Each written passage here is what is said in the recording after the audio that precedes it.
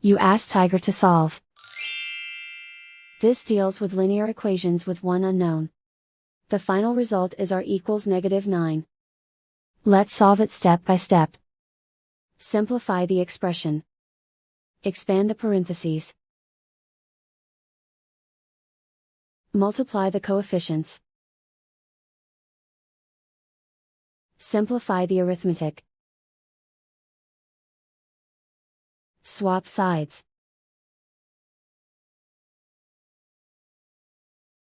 Group all constants on the right side of the equation.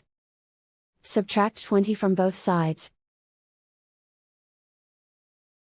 Simplify the arithmetic.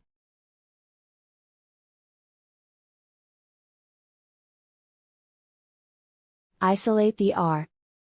Divide both sides by -8. Cancel out the negatives. Simplify the fraction. Move the negative sign from the denominator to the numerator. Find the greatest common factor of the numerator and denominator. Factor out and cancel the greatest common factor. And so the final result is r equals -9.